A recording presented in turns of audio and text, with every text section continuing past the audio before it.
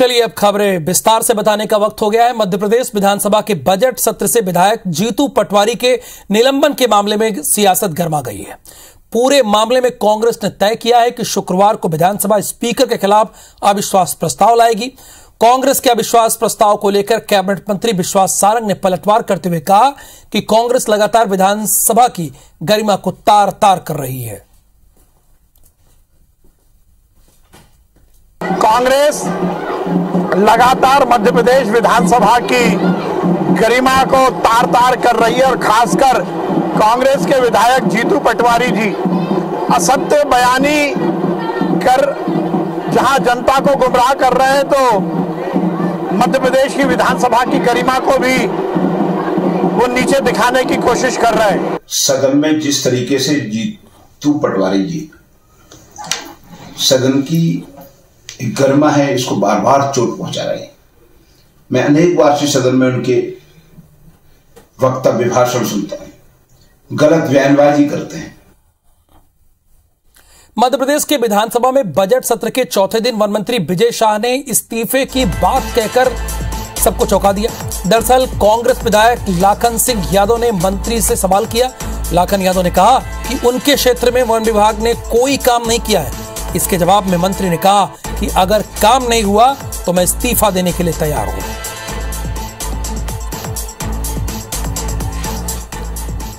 चुनावी साल में मध्य प्रदेश में बजट को लेकर सियासत थमने का नाम नहीं ले रही। कांग्रेस ने सरकार के बजट में महाकौशल और जबलपुर की उपेक्षा का आरोप लगाया है और पूरे महाकौशल में आंदोलन शुरू करने का ऐलान किया। हालांकि बजट में सागर और रीवा के साथ जबलपुर में भोपाल जैसे स्किल पार्क बनाने और नर्मदा प्रगति पथ निर्माण का प्रावधान जरूर किया गया है। स्किल सेंटर एक जबलपुर, रीवा और ग्वालियर में ओपन करने की बात इस बजट के प्रावधान में की गई है।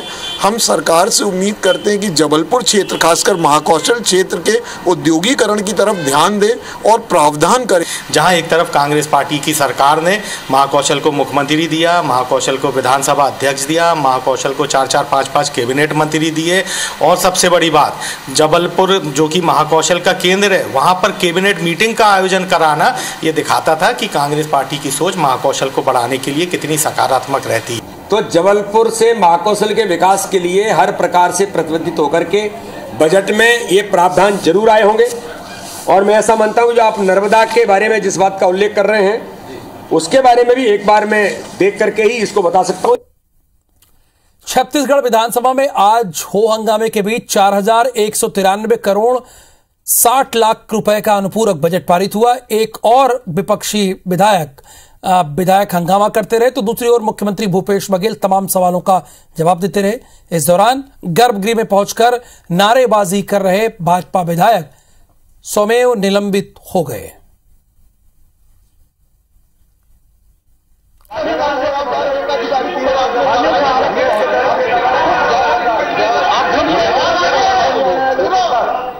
आज के प्रश्न में हम लोग पूछना चाहते हैं, बस्तर में दंतेवाड़ा जेल ब्रेक हुआ, सैकड़ों नक्सलियों को छोड़ा गया, उसके बाद भारतीय जनता पार्टी की सरकार कैसे बनी?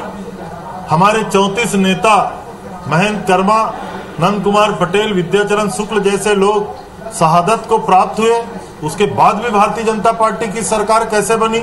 इसका उत्तर भारतीय जनता पार्टी के पास है। ये पहली निर्लज्ज सरकार है, लोकतंत्र की हत्यारी सरकार है और उनको तो शर्म आनी चाहिए कि जिनके 18 नेताओं को नक्सलियों ने मार दिया और उस विषय पर वो चर्चा करवाने तैयार नहीं है। मुख्यमंत्री शिवराज सिंह चौहान का 5 मार्च को जन्मदिन है। भाजपा जिसे बड़े धूमधाम के साथ मनाने की तैयारी में है। सीएम शिवराज सिंह चौहान के जन्मदिन पर लाडली बहना योजना 5 मार्च को संपूर्ण मध्य प्रदेश में लॉन्च हो रही है। जन्म दिवस के अवसर पर एक पर्यावरण संरक्षण के लिए भी और लाडली बहना योजना के शुभारंभ के अवसर पर भी बहनों के द्वारा ये पूरे प्रदेश में एक साथ सुबह 8 बजे सभी 413 नगरीय निकायों में वृक्षारोपण होगा। छत्तीसगढ़ के राज्यपाल विश्वभूषण हरिचंदन दिल्ली दौरे पर हैं। आज उन्होंने राष्ट्रपति द्रौपदी मुर्मू से मुलाकात की है। राज्यपाल नियुक्त होने के बाद विश्वभूषण हरिचंदन की राष्ट्रपति से यह पहली मुलाकात है।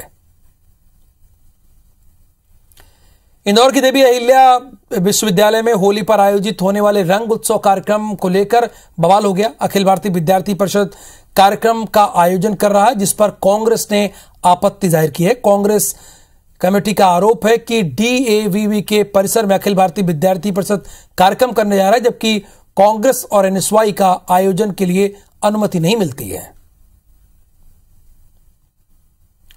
चुनावी साल में पेंशनर्स ने भी अपनी लंबित मांगों को लेकर मध्य प्रदेश सरकार के खिलाफ मोर्चा खोल दिया है।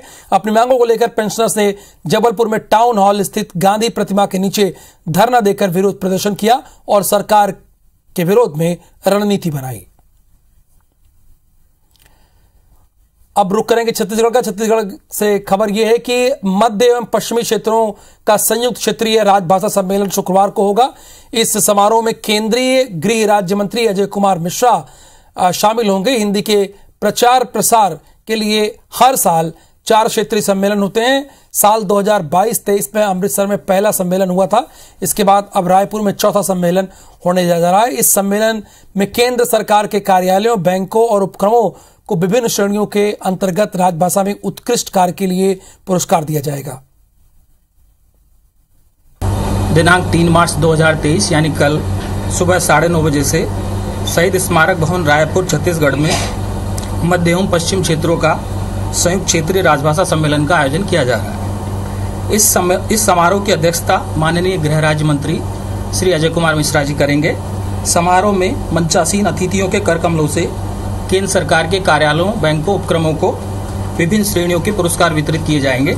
छत्तीसगढ़, विशेषकर रायपुर के लिए ये बड़े सौभाग्य की बात है कि राजभाषा का सम्मेलन यहाँ कल यानी कि 3 मार्च 2023 को सुबह 9:30 बजे से शहीद स्मारक में आयोजित हो रहा है। इस राजभाषा सम्मेलन में मध्य और पश्चिम क्षेत्र के जितने भी शासकीय कार्यालय हैं उनके प्रतिनिधि भाग लेंगे। रायसेन के उदयपुरा तहसीलदार शत्रुघ्न सिंह चौहान का एक वीडियो वायरल हो रहा है, जिसमें तहसीलदार राष्ट्रीय किसान संगठन के किसानों से बात कर रहे हैं। किसानों ने जब तहसीलदार से कहा कि तहसील कार्यालय में बगैर लेन देन के कोई काम नहीं होता, आपके बाबू खुलेआम पैसे ले रहे हैं। जवाब में तहसीलदार ने कहा कि सारे देश में लेन देन हो रहा है, इसलिए हमारे कार्यालय में भी होगा, हम इसे बंद नहीं करा सकते। वीडियो वायरल होने के बाद कलेक्टर अरविंद दुबे ने तहसीलदार शत्रुघ्न सिंह को हटाकर मोतीलाल अहिरवार को पदस्थ किया है। पूर्वोत्तर राज्यों के विधानसभा चुनाव में जीत का जश्न बीजेपी देश भर में मना रही है। मध्य प्रदेश में भी भाजपा कार्यकर्ताओं ने जीत की खुशी मनाई।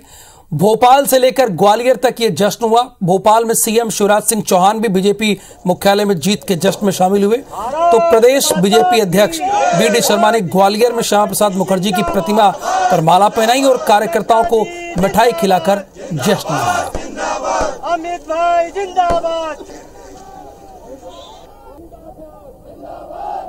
त्रिपुरा के अंदर प्रचंड बहुमत की सरकार बनी, तो नागालैंड के अंदर आज भारतीय जनता पार्टी की प्रचंड बहुमत की सरकार के साथ 51% वोट शेयर लेकर के आए हैं। मेघालय के अंदर पिछले चुनाव से ज्यादा मत प्रतिशत भारतीय जनता पार्टी को सीटें मिली हैं। आज पूर्वोत्तर के क्षेत्र में माननीय प्रधानमंत्री नरेंद्र मोदी जी के प्रति जनता का अथाह विश्वास है कि पूर्वोत्तर के क्षेत्र में भी भारतीय जनता पार्टी ने इतिहास बनाया है।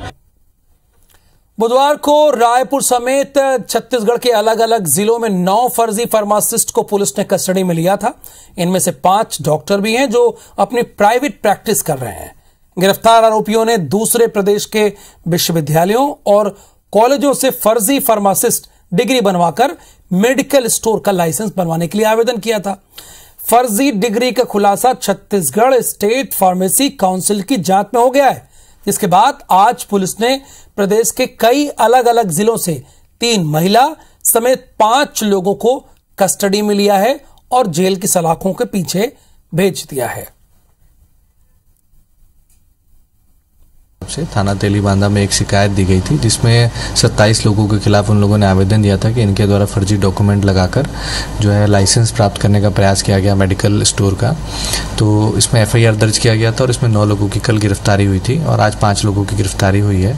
इस प्रकार इस प्रकरण में अब तक कुल 14 लोगों की गिरफ्तारी हो चुकी है। बचे हुए 13 लोगों का भी जो है वो ढूंढने का प्रयास किया जा रहा है।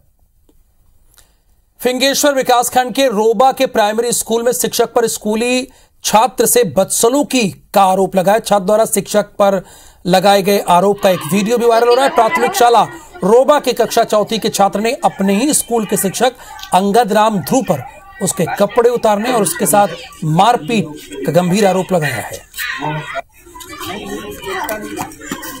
वो गीला हो गया था। सर जी से मैं आपको संपर्क किया, बताया सर मुझे कि पैंट पूरी तरह से गीला हो गया तो बच्चे के स्वास्थ्य से तबियत खराब मत हो, ताकि ये सोच के उतराया सर ताकि सूखने के बाद पहन ले। फिर उसको कपड़ा उतारने बोला तो वो नहीं उतारा, तो सर स्वयं उसका पैंट उतार के सबका कपड़ा बाहर से मंगाया। इसी कारण मेरा बच्चा बोलता है मैं स्कूल नहीं जाऊंगा, यहाँ रहूंगा भी नहीं, मेरे को रायपुर छोड़ दो। बच्चे का पैंट सर वो लोग ना शर्ट को पूरा भिंगा कर और फेंक दिए थे उधर, कहीं साइकिल में पड़ा था तो पैंट भी भीग गया था सर उनका।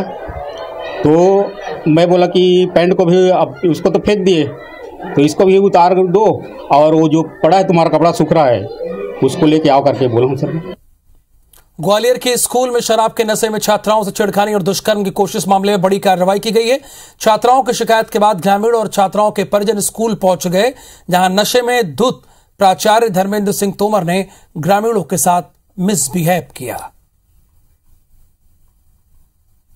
महाराजपुरा थाना अंतर्गत ग्राम सैंथरी भगवान सिंह के पुरा में एक माध्यमिक स्कूल है, जिसमें पढ़ने वाली 5 छात्राओं ने और उनके परिजनों ने थाना आकर के उसी स्कूल में पढ़ाने वाले एक टीचर के ऊपर छेड़खानी और मारपीट के आरोप लगाए हैं। इस पर से FIR कर ली गई है, टीचर की गिरफ्तारी कर ली गई है और अग्रिम कार्यवाही की जा रही है। छत्तीसगढ़ माध्यमिक शिक्षा मंडल की 10वीं की परीक्षाएं आज से शुरू हो गई। 24 मार्च तक होने वाली इस परीक्षा में इस साल 3,40,000 विद्यार्थी शामिल हो रहे हैं। पेपर तो बहुत अच्छा गया, मतलब इस बार हार्ड लग रहा था, मतलब कि डर तो पहले से लग रहा था पेपर कैसा जाएगा कैसा नहीं। और फिर पेपर जैसे कि पेपर में बैठे तो लगा कि थोड़ा इजी है करके थोड़ा करके बनाए, पूरा इजी लगा।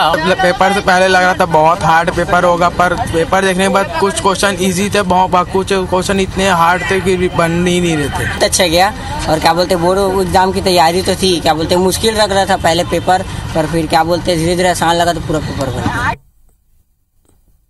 हड़ा के खंडेरी स्कूल परीक्षा केंद्र में 12वीं की परीक्षा में खुलेआम नकल किया जा रहा है। सोशल मीडिया पर वीडियो वायरल होने के बाद सागर जेडी की टीम ने परीक्षा केंद्र का औचक निरीक्षण किया। जांच में मौके पर 5 परीक्षार्थी नकल करते पाए गए। परीक्षार्थी परीक्षा दे रहे हैं। जेडी महोदय सागर की टीम के द्वारा 5 आकस्मिक निरीक्षण किया गया और 5 बच्चों के नकल प्रकरण दर्ज किए गए। उमरिया के विश्व प्रसिद्ध बांधवगढ़ टाइगर रिजर्व में फिर एक बाघिन की मौत हो गई है। खितौली कोरडोन के डोभा बीट के जंगल की घटना है। घटना की जानकारी गुरुवार को पार्क के गश्त दल को रूटीन निगरानी के दौरान हुई। मृत बाघिन का पोस्टमार्टम कराकर उसका अंतिम संस्कार करा दिया गया। प्रबंधन ने दावा किया है कि आपसी लड़ाई में इस बाघिन की मौत हुई है। ट्रेनों में चोरों का नकेल कसने की जिम्मेदारी जिस जीआरपी पर है वो खुद ही उठाईगिरी का शिकार हो रही है। चोरों ने ट्रेन में सफर करे जीआरपी पुलिस का ही सर्विस रिवाल्वर और 24 नग कारतूस पार कर दिया। अब ये ड्यूटी क्या करेंगे जरा सोचिए, जब इनकी कारतूस और इनकी पिस्टल ही उठा ले जा रहे हैं लोग। ओडिशा जीआरपी की पुलिस टीम सारनाथ एक्सप्रेस से प्रयागराज से बिलासपुर जा रही थी, जिसमें 1 इंस्पेक्टर और 2 सिपाही शामिल थे। रास्ते में अनूपपुर के पास किसी ने बर्थ के नीचे रखा बैग पार कर दिया, जिसमें वर्दी अन्य दस्तावेज के साथ सर्विस रिवाल्वर 24 नग कारतूस रखा हुआ था। ये लापरवाही की पराकाष्ठा है।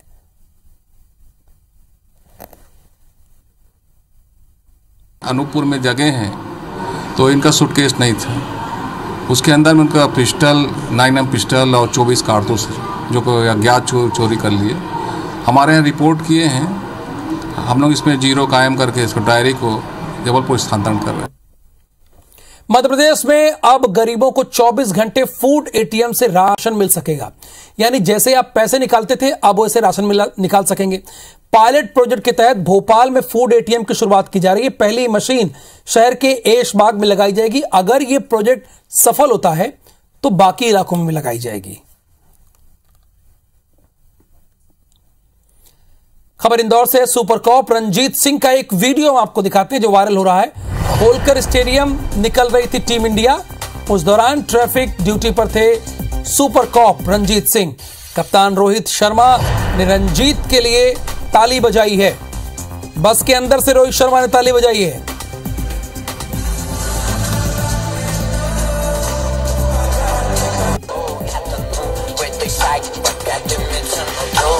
ट्रैफिक संभाल रहे थे सुपर कॉप रणजीत सिंह।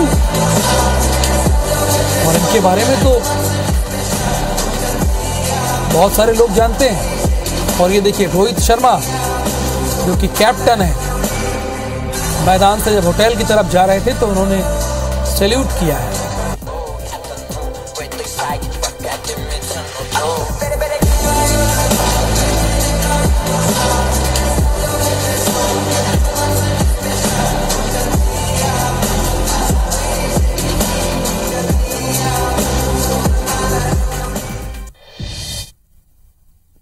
तो आपने वीडियो देखा। आपने क्या शोले फिल्म देखी है जिसमें बीरू बसंती की मौसी को शादी के लिए मनाने के लिए पानी की टंकी पर चढ़ जाता है? ऐसा ही हंगामा गुना में भी देखने को मिला है। मामला क्या है पूरा, जरा रिपोर्ट में देखिए आप। 150 फीट ऊंची पानी की टंकी की रेलिंग पर बैठा युवक, नीचे से युवक को समझाइश देती पत्नी और पुलिस वाले। तस्वीरें गुना की हैं जहां पत्नी के साथ न जाने से नाराज एक युवक फिल्मी अंदाज में पानी की टंकी पर चढ़ गया। विदिशा का रहने वाला अभिषेक राय गुना में अपनी ससुराल आया था, जहां विवाद के बाद रूठकर आई उसकी पत्नी रह रही थी। उसने पत्नी को साथ चलने का, लेकिन पत्नी इस पर राजी नहीं थी। लिहाजा इस बात से नाराज होकर अभिषेक 150 फीट ऊंची पानी की टंकी पर चढ़ गया। घर वाली नहीं जा रही थी साथ। क्यों थोड़ा झगड़ा हो गया था। खबर पाते ही पुलिस पहुंची और उसकी पत्नी को बुलाया। पुलिस ने अपनी बातों में उसे उलझाए रखा। इसी बीच 2 आरक्षक छिपते छिपाते टंकी पर चढ़े और उसे पकड़कर नीचे ले आए। इसके बाद समझा बुझाकर पति पत्नी को पुलिस ने साथ भेज दिया है। हमारे 2 आरक्षक नीरज रघुवंशी से संजय जाट दोनों पहुंचे और उसको नीचे बातों में उलझाए रखा। ऊपर से मतलब नीचे से हम लोग लगातार लगे रहे ताकि वो पीछे तरफ ना देख पाए। और उसी दौरान हमारे आरक्षकों ने जाकर उसे पकड़ा और पकड़ के उसको नीचे सुरक्षित लेकर के आए। कुल मिलाकर गुना में घरेलू विवाद में एक हाई वोल्टेज ड्रामा देखने को मिला। और इस खबर के साथ सिटी लाइट के स्पोर्ट्स में फिलहाल के लिए इतना ही। आप बने रहिए IBC 24 के साथ। मुझे दीजिए अनुमति। नमस्कार।